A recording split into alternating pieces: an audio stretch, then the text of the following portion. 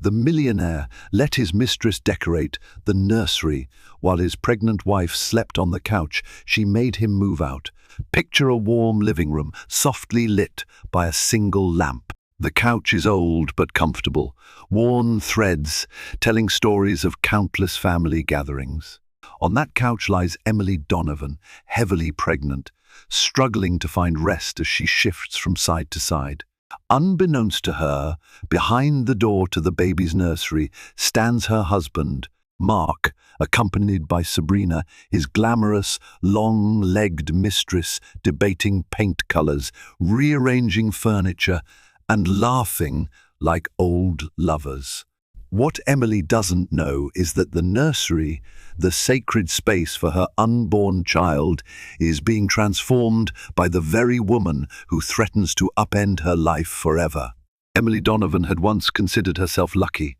At 32, she was married to Mark Donovan on the surface, a devoted husband with the bright smile of a small-town hero. They met at a charity gala in Chicago 6 years ago, introduced by mutual friends. Emily was instantly drawn to his easy laughter, and Mark adored her gentle heart. Everyone who knew them said they were the perfect match, destined for a wholesome family life, complete with a charming home just outside the city. Emily's pregnancy was planned and prayed for, especially after 2 miscarriages they had quietly endured. The losses had cemented their bond in grief, or so she believed, and the day the doctor confirmed this baby had a healthy heartbeat, they both cried tears of joy. They bought a quaint 4-bedroom home in Naperville, a picturesque suburban retreat with a yard big enough for a swing set, a dog, and hopefully even more children down the line. But as Emily's belly grew, so did her suspicion that something felt off. It wasn't anything she could pinpoint exactly. Mark still brought her tea in the morning. He still said, "I love you." Yet an unease started creeping into her everyday life. Sometimes she'd wake up in the middle of the night to find his side of the bed empty. He would return minutes later, claiming he went to get water or to check an email about work. If she pressed him, he'd snap. "Emily, you're pregnant and paranoid. Go back to sleep." In her more generous moments, she tried to brush aside her concerns. Mark was ambitious, a commercial real estate agent, hustling for big commissions. Work always spilled into odd hours. But that old, intuitive ache in her chest, the one that flared during her miscarriages, was whispering that Mark was hiding a deeper secret. She tried to reassure herself by focusing on her unborn child. She was determined to keep stress at bay, to nurture the life inside her with as much peace as possible. Yet despite her efforts, worry found its way into her daily routine. The cracks in her marriage widened just a bit more each day. Emily tried to mask her anxiety with a forced smile for the neighbors, mindful of that delicate suburban pretense. Everything is perfect. But her heart knew the truth, even if her mind refused to see it just yet. Their next-door neighbor, a chatty retiree named Miss S. Hennessy, dropped by one late afternoon. She wore a floral dress and red lipstick, always eager to pass on her gossip. That day, Miss S. Hennessy carried homemade cookies to share. "They're fresh out of the oven," Miss S. Hennessy said, beaming. "Chocolate chip, I remembered you said it was your favorite, dear." Emily, trying not to show her fatigue, accepted the plate with a grateful smile. "That's so kind of you." "Not at all, Mrs. Hennessy replied, her eyes glittering with curiosity. "But I do hope everything's all right. I noticed Mark leaving very early this morning and not coming back until late yesterday. It must be tough managing on your own while pregnant." Emily's stomach tightened. She forced a polite grin. "He's been traveling a lot for work."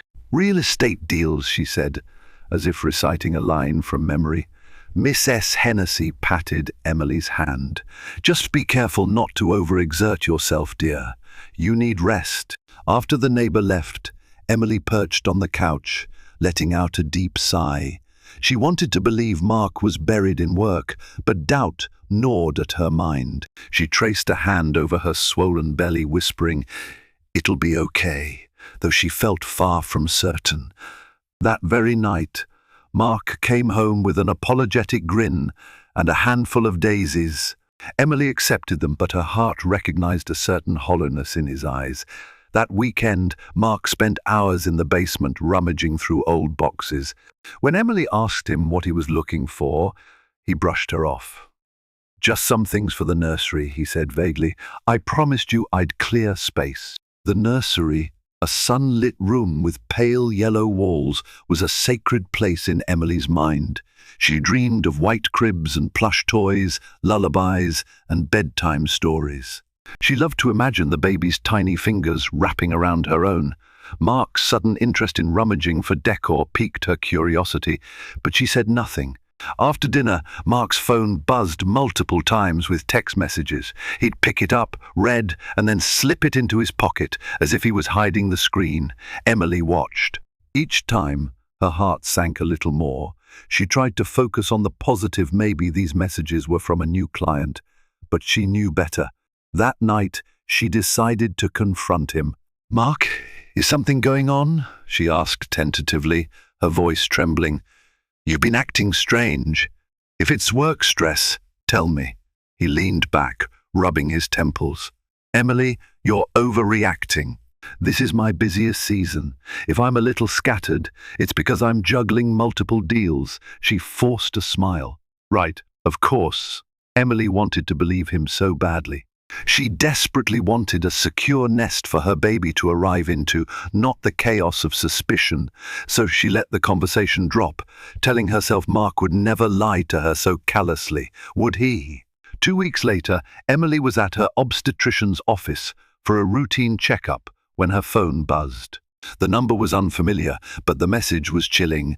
"Tell Mark one expect to hear from him tonight. Sabrina." Emily's heart pounded. She glanced around the doctor's waiting room, suddenly dizzy. She quickly stuffed the phone back into her purse. Who was Sabrina? Was she a client? A co-worker? Why was she texting Emily's phone? Emily inhaled, trying to collect herself before her appointment. That evening, she set the dinner table quietly. Mark arrived later than usual. He tossed his jacket onto a chair and sauntered into the dining room without a greeting. Emily handed him a plate of lasagna, forcing small talk about mundane topics. Then, summoning her courage, she said, "Who is Sabrina?" Mark froze. He looked up sharply. "Where did you hear that name?" "She texted me," Emily replied, her voice trembling. "She said to tell you she expects to hear from you tonight." His face paled, but he tried to compose himself. "She's an old friend," he said, struggling for casualness. "We had a project we worked on together. Must have had your number from some group text or something." Emily stared at him, tears pricking the corners of her eyes. "Mark, if it's a misunderstanding, just tell me. But don't lie. Not now, not when we're about to bring a child into this world." He reached out, covering her hand with his. "Emily, trust me. There's nothing going on. Sabrina's a friend from my past. She's going through some issues and occasionally reaches out. That's it." Despite the swirl of doubt, Emily nodded. She didn't want to fight. She was exhausted, pregnant, and overwhelmed. She wanted peace, but that night, when she tried to sleep, her mind refused to settle. She looked at Mark's sleeping form beside her, and something inside her seemed to crack. Emily's best friend, Carla Juarez, came by the next morning. Carla, with her fiery personality and no-nonsense approach, had been Emily's confidant since college. When Emily told her about Sabrina's text, Carla's eyes narrowed. "Does he think you're stupid?" Carla fumed. "He's lying." Emily ran a hand through her hair. "He insists nothing's going on. He can be stubborn." Carla shook her head vehemently. "No, this is more than stubborn. He's gaslighting you, and you're pregnant, for heaven's sake."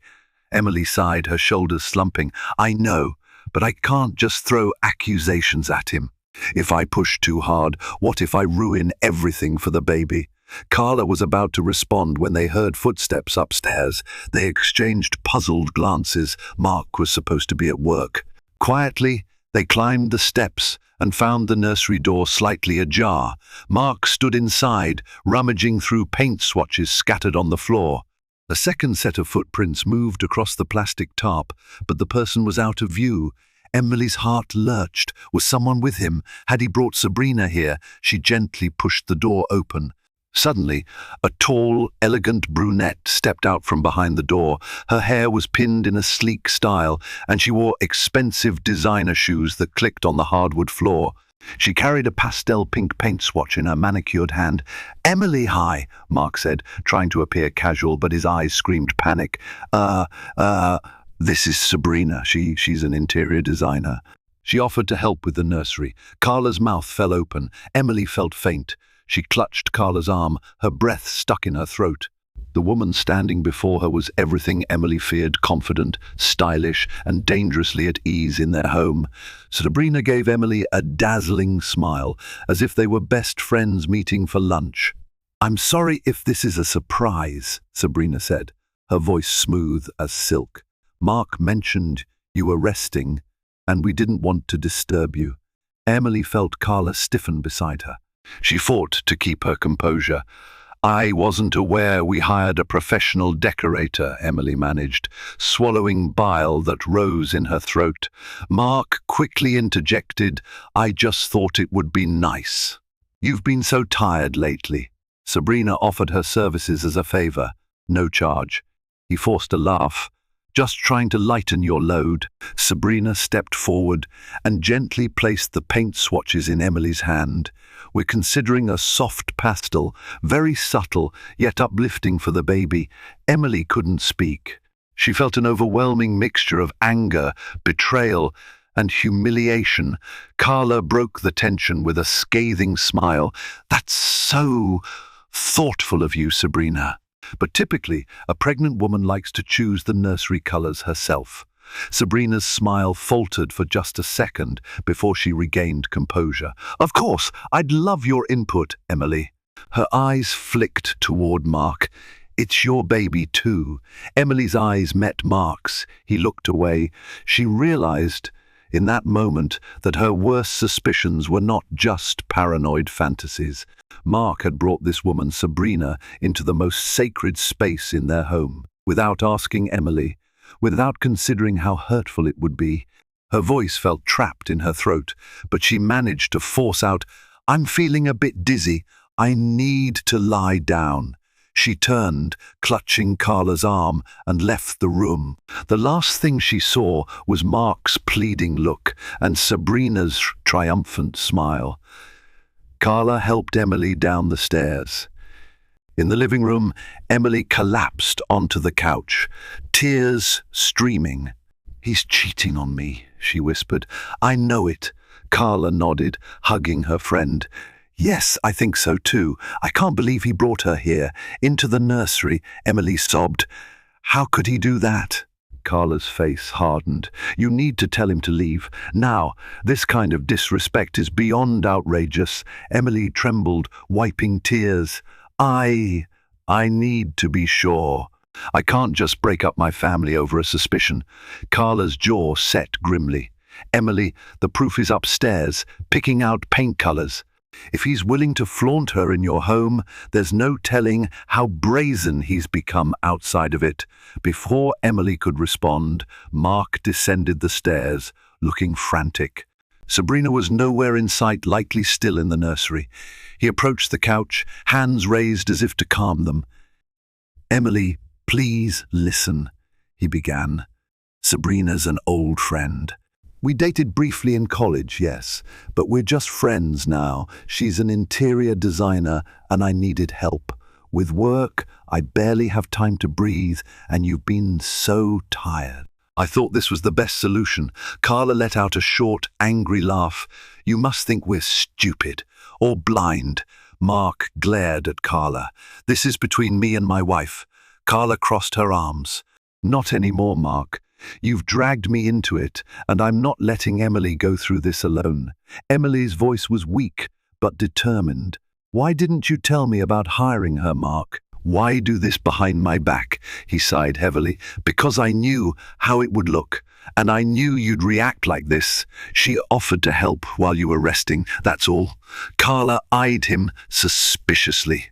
"Why is she texting Emily?" demanding you call her. Mark flinched. Because she wanted to confirm the color scheme.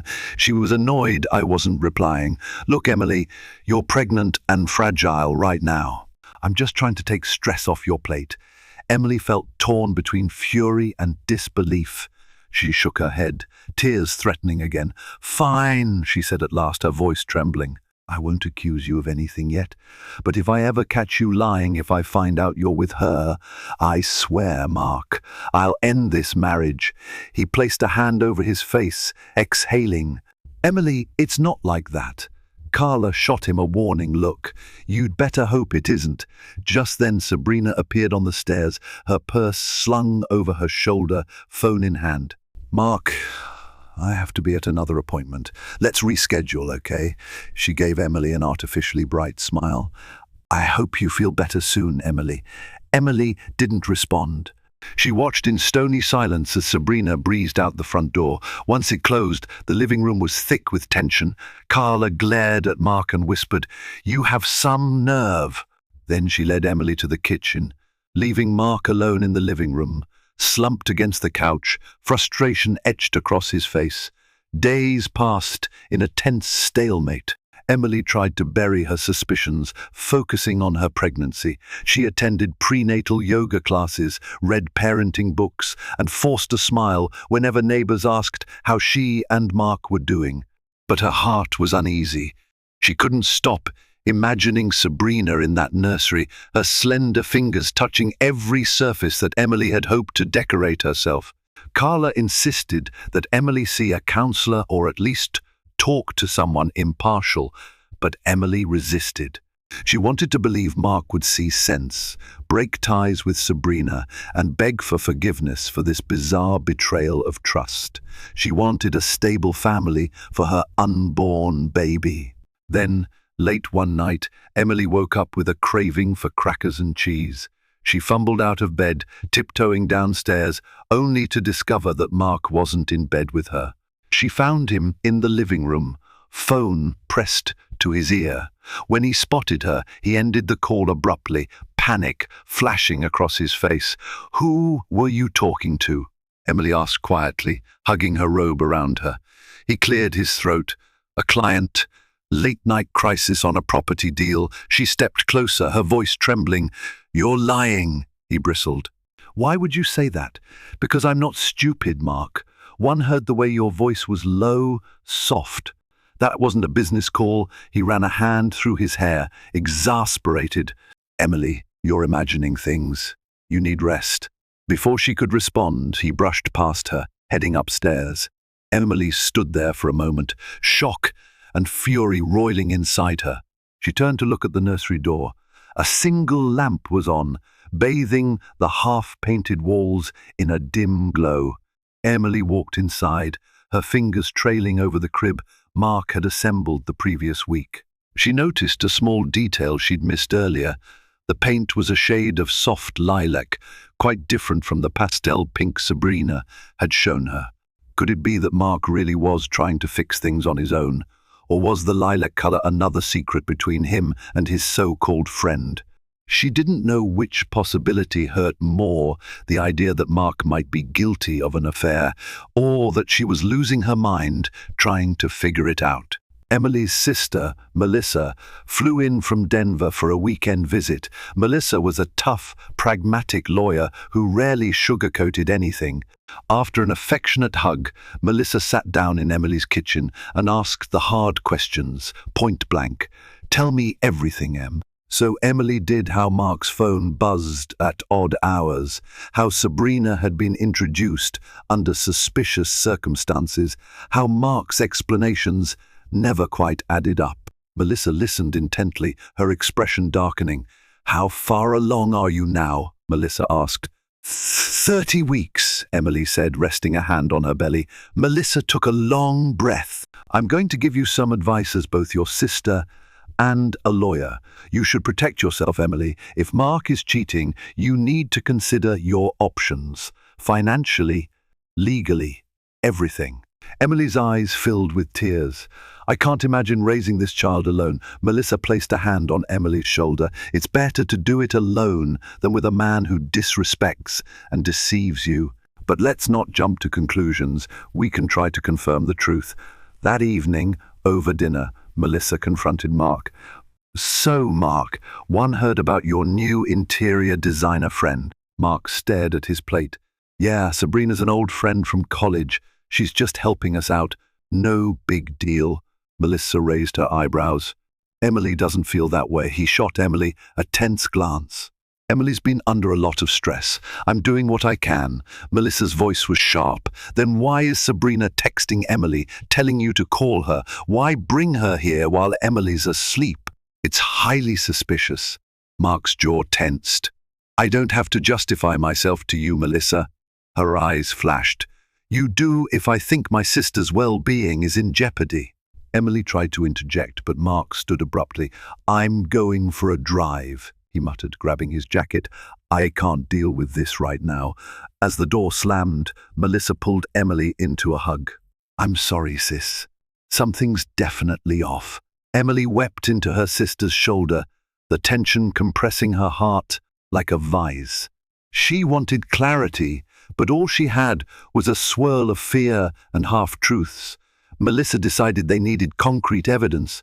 She enlisted Carla's help, and together the two women devised a plan to follow Mark discreetly one afternoon when he claimed to be meeting a client. Emily stayed home, too anxious to participate. She clung to some faint hope that they would find Mark was truly working. That day, Carla and Melissa tailed Mark's car to a stylish coffee shop downtown. They watched from a distance, hearts pounding.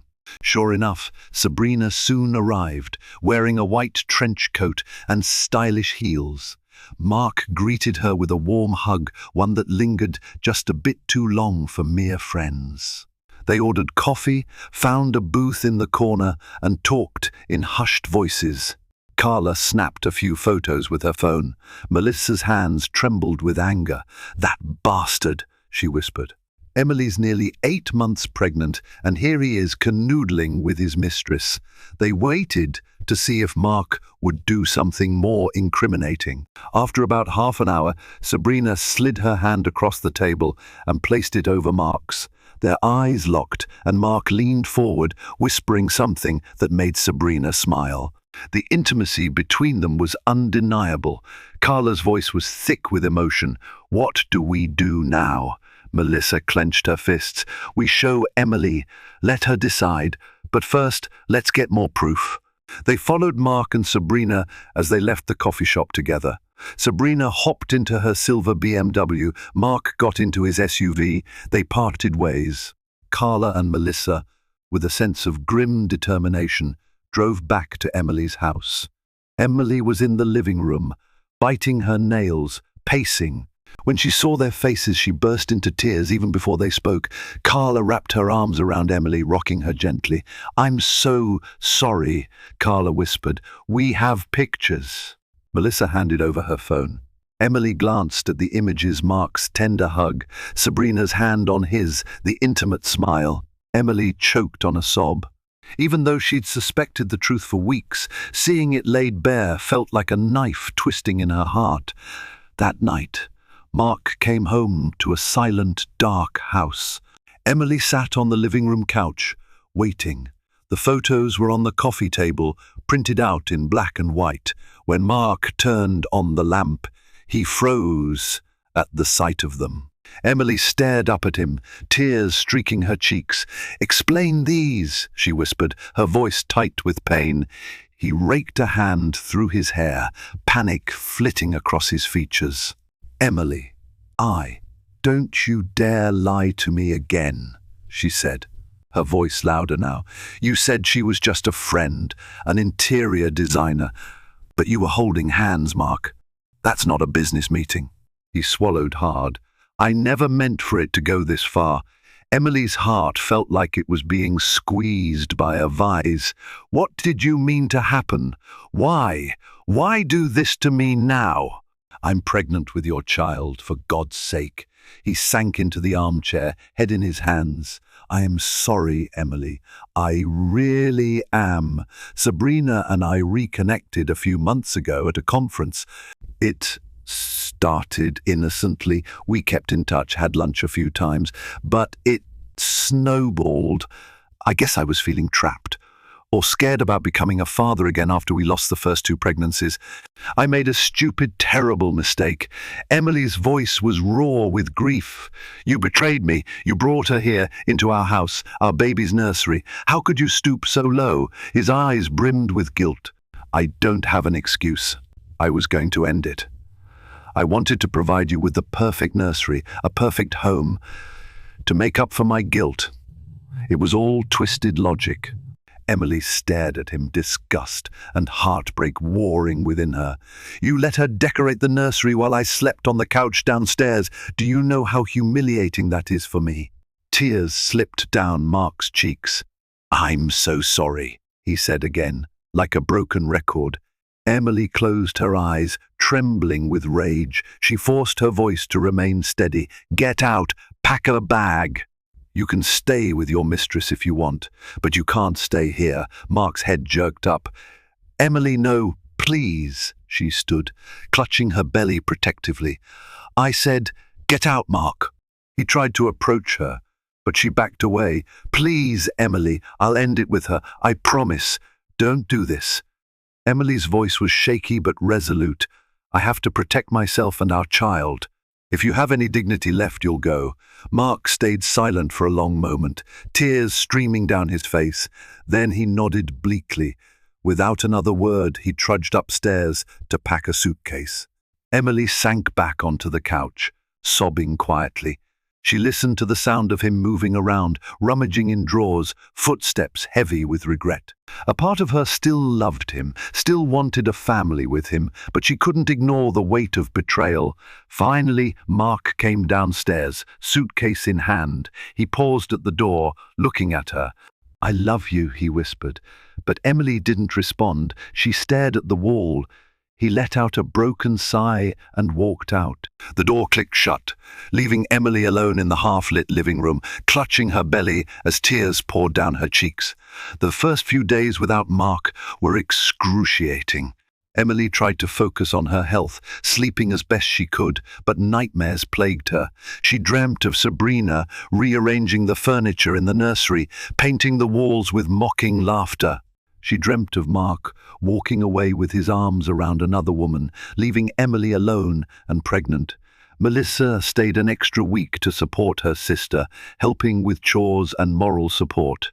Carla visited daily, bringing groceries, insisting Emily eat well. Emily was grateful but emotionally drained. She had to decide if she wanted Mark in her life anymore.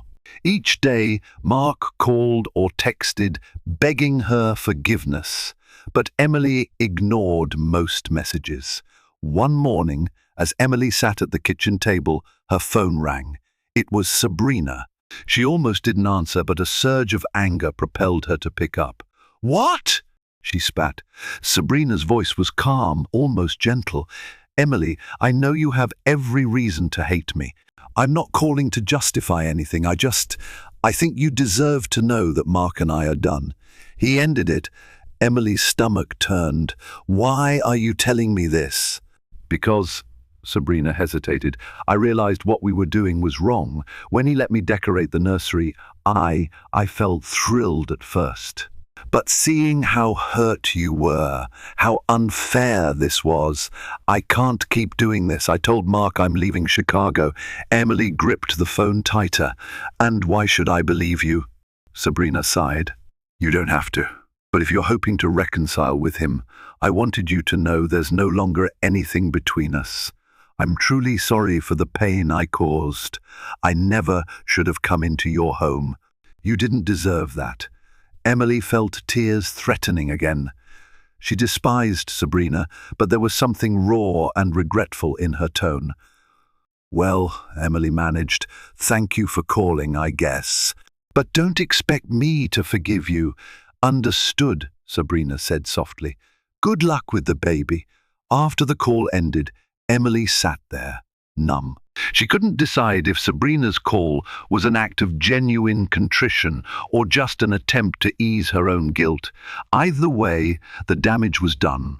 A week later, Emily finally agreed to meet Mark at a neutral location, a counseling office. Dr. Andrews, a soft-spoken therapist specializing in couples on the brink, welcomed them into her cozy session room. Emily's heart pounded as she sat across from Mark, noticing his disheveled appearance and the dark circles under his eyes. Dr. Andrews introduced herself and asked them to share, one by one, what had happened. Emily spoke first, her voice quivering with anger and hurt. Mark listened, tears sliding down his cheeks. He didn't interrupt.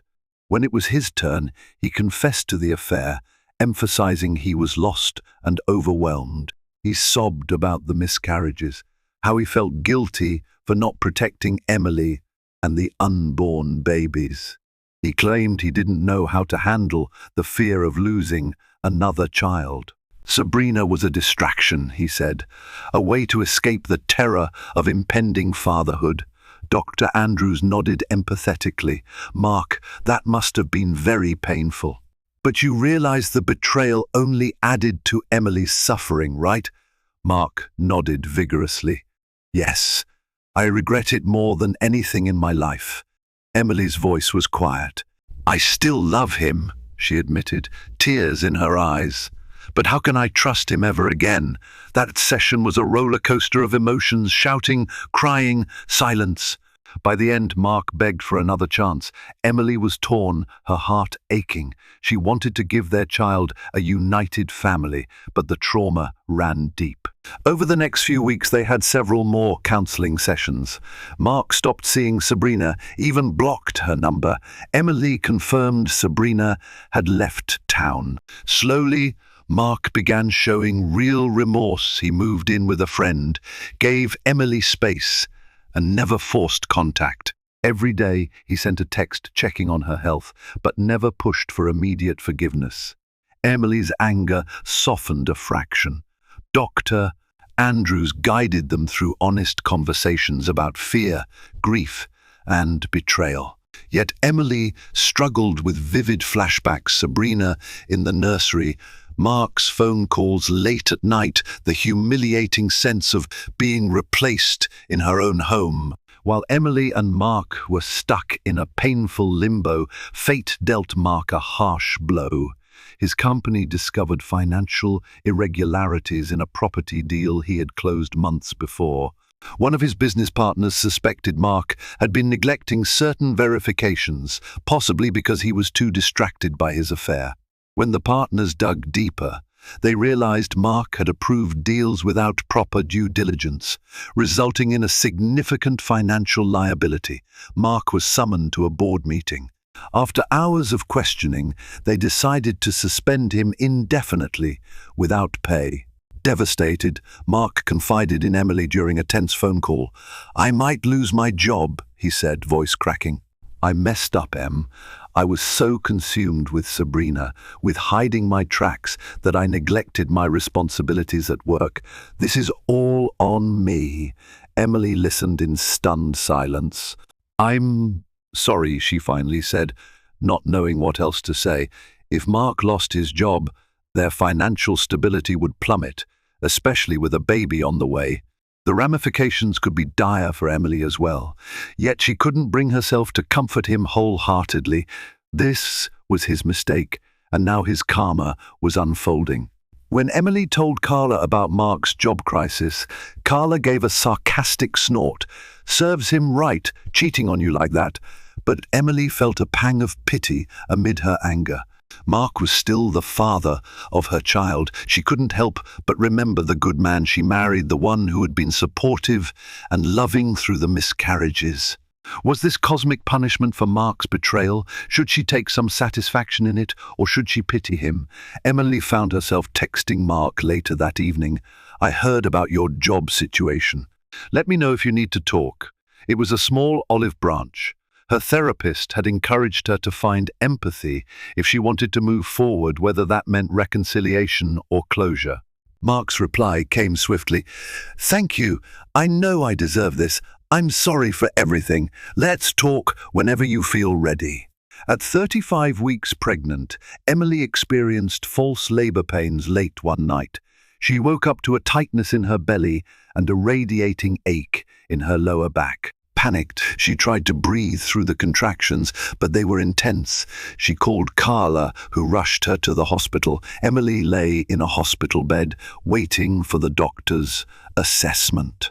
Fear gripped her. Was this too early? Would the baby be okay? In that moment, she realized how alone she truly felt without Mark by her side. As much as she resented him, part of her yearned for his presence. She had always imagined him comforting her in labor, whispering reassuring words. Carla called Mark, despite Emily's initial protests. He arrived within half an hour, breathless, hair disheveled. He rushed to Emily's bedside, tears in his eyes. "Are you okay? Is the baby okay?"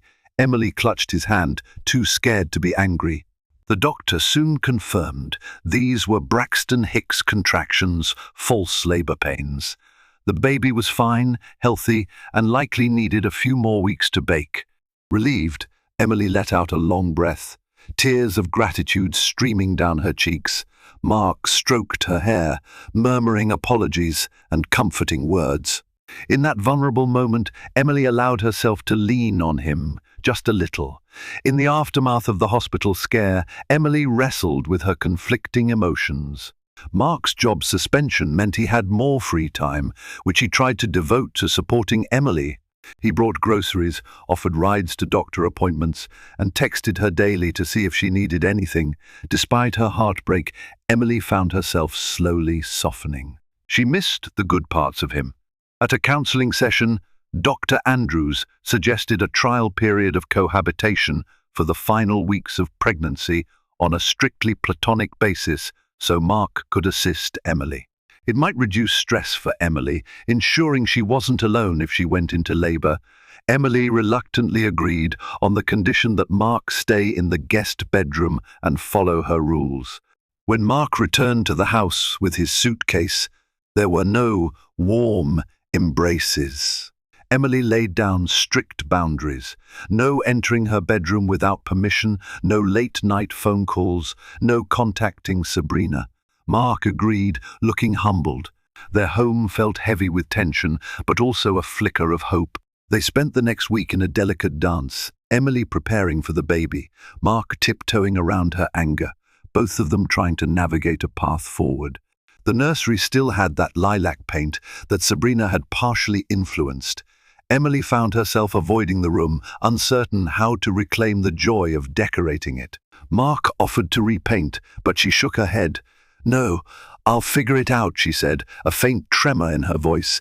Just when Emily thought Sabrina was gone for good, the doorbell rang one afternoon. Emily opened the door to find Sabrina on the porch, looking frantic. Her hair was unkempt, her eyes puffy from crying. Emily's heart pounded with dread. "What do you want?" Emily demanded. "I thought you left town." Sabrina held up her phone. "I did leave for a while, but I came back to resolve some personal matters." She inhaled shakily. "I'm sorry to barge in like this. Something happened, and I need to warn Mark." Emily crossed her arms. "Warn him about what?" Sabrina swallowed hard. "I heard from an old colleague at the real estate firm. Someone's trying to pin all the blame for the financial irregularities on Mark. They might sue him personally for negligence. It could ruin him financially. And," she hesitated, glancing at Emily's pregnant belly, "I'm worried." Emily's stomach lurched. She stepped back, letting Sabrina in, though every fiber of her being hated this woman's presence. Mark's in the living room. Sabrina entered, and Mark jumped up from the couch, shock written on his face. "What are you doing here?" She told him everything about the legal threat. "They're building a case against you. I wanted you to be prepared." Mark ran a hand over his face, letting out a string of curses. He glanced at Emily, who stood by the doorway, arms wrapped protectively around her stomach. "Thank you for telling me," he said to Sabrina, his voice strained. Sabrina nodded. fidgeting with her purse strap. "Despite everything, I don't want you destroyed. I'm sorry about everything that happened, Mark." Emily's voice was ice. "You two can talk in the kitchen. I'll be upstairs." She left them to their conversation, her mind reeling. Mark stood to lose everything. Even though the affair was Sabrina's fault as much as his, Emily felt a wave of dread about their unborn child's future. If Mark was sued, their finances could implode. Her baby's stability might be at risk. Anger flared. Mark's betrayal was costing them more than just emotional pain. Mark called in a favor from a lawyer friend, Derek Pierce, who confirmed Sabrina's warning. The real estate company was indeed poised to shift all blame onto Mark to protect their reputation. Mark faced possible lawsuits, hefty fines, maybe even the end of his career. Derek suggested a settlement negotiation might be possible, but it wouldn't be cheap. Emily watched Mark wrestle with the fallout. He spent hours on the phone, consulting with legal advisors, trying to salvage his career and finances. Ironically, Emily realized Sabrina had done them a favor by alerting them in time. She felt a begrudging sense of relief, but also a resurgence of bitter memories whenever Sabrina's name came up. Each evening, Emily retreated to her bedroom, her mind swirling. She was torn between fury at Mark's betrayal and pity for the desperate man trying to fix his life. It struck her that karma had come swiftly for Mark. His affair was now overshadowed by the looming destruction of his professional life.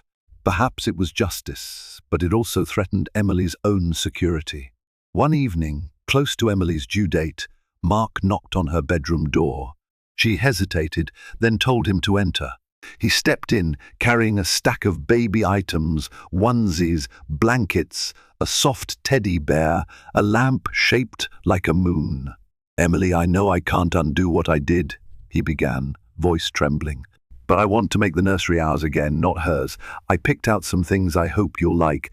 Emily sat on the edge of the bed, tears welling up. "Mark, no matter what you buy, you can't erase the fact that you brought her into that space first." He nodded, setting the items down carefully. "I understand, but maybe we can start fresh. I'll repaint the walls any color you choose."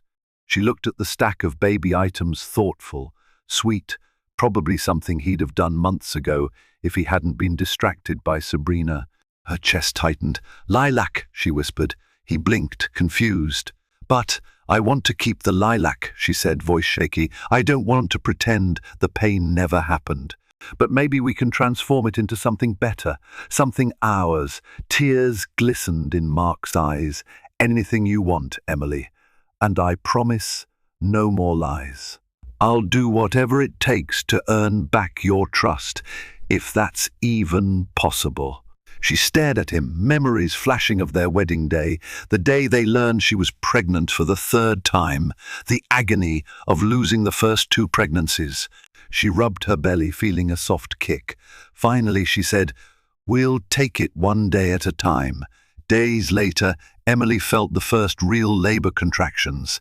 This time, it wasn't a false alarm. She labored at home for hours, Mark at her side, quietly supportive, holding her hand through each wave of pain. Carla arrived to help, along with Melissa, who had flown in again. Surrounded by anxious loved ones, Emily made her way to the hospital when the contractions intensified. Mark was a rock during the labor. He massaged her lower back, wiped her sweat, whispered words of encouragement. Despite the betrayal, Emily found herself clutching his hand, relying on him. Every time a contraction hit, she squeezed his fingers, letting out gasping breaths. He didn't flinch. He stayed present, tears in his eyes, urging her on. Finally, after 12 excruciating hours, a wailing cry filled the delivery room. Emily collapsed back against the pillows, sobbing with relief. The doctor placed a beautiful baby girl in her arms. Mark broke down in tears at the sight of his daughter. "She's perfect," he choked out. Emily gazed at the tiny face, overwhelmed with love, heartbreak, hope, and exhaustion all at once. She glanced at Mark, who was openly weeping. For that moment, she felt the bond they once shared, the bond that had led them to create this little life. In her arms, the baby wriggled, eyes scrunched shut, pink cheeks so full of promise. In the weeks after the baby, whom they named Olivia, arrived, Mark's legal crisis intensified. Negotiations dragged on, the threat of a lawsuit looming large. Mark was forced to liquidate some investments and dip into savings to pay for legal fees. Emily watched the man who had once confidently stood at the top of his professional game crumble under financial pressure. He sold his prized sports car, the one he used to drive on weekend joyrides, symbolizing the glamorous lifestyle he tried to maintain. In a twist of further irony, Sabrina's warning had helped, but the settlement still meant Mark was effectively fired from the firm and carried the stigma of negligence. He had to sign a non-disclosure agreement to prevent any further scandal. Though he avoided the worst of the lawsuits, his reputation in the real estate world was tarnished, his future employment prospects uncertain. One evening, Mark returned from a grueling meeting with his lawyer, shoulders sagging in defeat. He found Emily in the nursery, rocking Olivia in the lilac-painted room. He sank to his knees beside her, pressing his forehead against the arm of the rocking chair. "It's all gone," he whispered. "The money, the job, everything I spent years building." Emily looked down at him, her heart torn. "This is your karma, Mark," she said gently, though tears slipped down her cheeks. "But you're still Olivia's father. If you're willing to work hard, you can rebuild. We can rebuild." He looked up, eyes brimming with gratitude and sorrow. "I don't deserve it," he said, voice thick with emotion. "But I promise I'll never betray you again." Time passed, marked by the sleepy rhythms of a newborn schedule. Emily and Mark continued counseling, navigating the tense waters of trust rebuilding. Some days, Emily felt close to forgiveness. Seeing Mark tenderly hold Olivia, singing soft lullabies, made her heart swell. Other days, the memory of Sabrina in her home, the text messages, the lies, twisted her stomach in knots. She couldn't decide if she should let him stay for good or ask him to leave once he found stable work. Meanwhile, Mark threw himself into fatherhood. He woke up for midnight feedings, changed diapers, rocked Olivia to sleep so Emily could rest. He also looked for new job opportunities, though nothing promising arose. The black mark on his record was significant. That didn't stop him from trying. He took on freelance consultancy, wrote up business plans for startups, even considered a complete career switch. Emily watched his efforts with guarded optimism. Part of her felt compassion for him after all. He was truly putting in the work, yet the wound of betrayal still ached. Could she ever fully trust him again? The final turning point came on a day Emily would never forget. A local magazine, Real Chicagoland Homes, published an expose on real estate fraud in suburban areas. Mark's name appeared in a brief paragraph, citing an agent who settled out of court after allegations of negligence. Though they didn't mention him extensively, it was enough for old acquaintances to recognize him.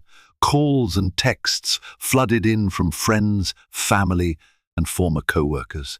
Some offered sympathy, others were critical or gossipy. Emily felt suffocated by the sudden attention. She worried about the future, how this scandal could follow Mark, overshadowing every effort to redeem himself. Through it all, Mark's remorse was palpable. He sat on the back porch one evening, holding Olivia and gazing at the sunset, tears sliding down his cheeks. Emily, observing from the doorway, felt her anger melt into a cautious empathy. She remembered the old Mark, the man who had once danced with her in the kitchen, the man who cried with her during the miscarriages, the man who seemed genuinely repentant now. Quietly, she joined him on the porch. Sitting beside him as he cradled Olivia, she placed a hand on his shoulder. "We'll get through this," she murmured. His eyes flicked to hers, shining with hope. "Does that mean? It means I'm willing to try," she said softly. "But understand this, our relationship will never be the same. I'm still hurt, Mark. But for Olivia's sake and because I still love the part of you that's good, I want to see if we can rebuild. He nodded, voice trembling. I'll do whatever it takes. Months rolled by. Emily learned that forgiveness was not a single moment, but a process, a daily choice to let go of resentment and work towards something new. Mark attended individual therapy sessions, confronting the demons that led him to sabotage his marriage. He apologized to Emily in ways big and small, from heartfelt letters to consistent acts of kindness, cooking, cleaning, letting her sleep in while he cared for Olivia. They repainted parts of the house together, chipped away old memories, built fresh ones. Though they kept the lilac nursery walls, Emily added a mural of soft clouds and stars. Mark carefully painted each star by hand, a symbolic gesture of his dedication to his daughter and to Emily. Financially, they struggled. Mark took a job at a friend's small real estate startup for a fraction of his old salary. He worked long hours trying to re-establish credibility. Emily babysat Olivia, leaning on Carla and Melissa when she needed breaks. They cut expenses, sold off extraneous belongings, and learned to live on a tighter budget. Yet, in the midst of hardship, there was a new sense of partnership forming. Every time Mark felt discouraged, he'd look at Olivia's wide eyes and remember what truly mattered. He'd press a kiss to Emily's forehead, thanking her for giving him a chance he felt he didn't deserve. One afternoon, Emily decided it was time to reclaim the nursery fully. The betrayal that once tainted that space no longer had the same power over her. Olivia was 4 months old, learning to babble and giggle. Emily placed the baby in her crib and stepped back, admiring the lilac walls, the mural, the soft glow of a new lamp shaped like a sunflower. A pang of memory surfaced, Sabrina's voice echoing in the hallway, the humiliation of discovering her in the nursery. Emily exhaled slowly. Then she smiled at Olivia, who kicked her tiny legs in delight. The nursery was now a place of love and family bonding, not betrayal and deceit. She spotted Mark standing in the doorway, hesitant. "Can I come in?" Emily nodded, smiling faintly. He walked over, leaning on the crib, stroking Olivia's soft hair. "I'm sorry for everything," he whispered. "Thank you for not giving up on me." Emily slipped an arm around his waist.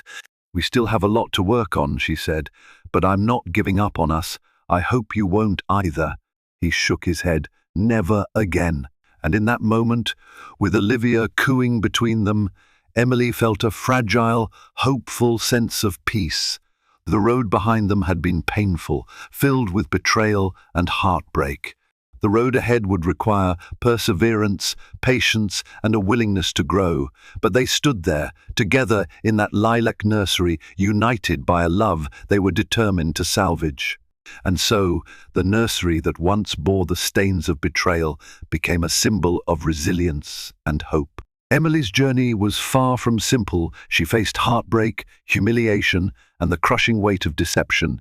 Yet she found the strength to forge ahead for her newborn daughter, Olivia. Mark, humbled by both scandal and personal regret, fought to win back his wife's trust. Slowly, day by day, they rebuilt the fragile foundation of their marriage, determined never again to lose sight of what mattered most: family, honesty, and love. If you've been captivated by this real-life drama and the powerful lesson it carries, please let us know your thoughts in the comments. Don't forget to like, share, and subscribe to this channel for more gripping stories. Your support fuels our passion for storytelling, and we can't wait to bring you more incredible tales of love, heartbreak, and redemption. Thanks for watching.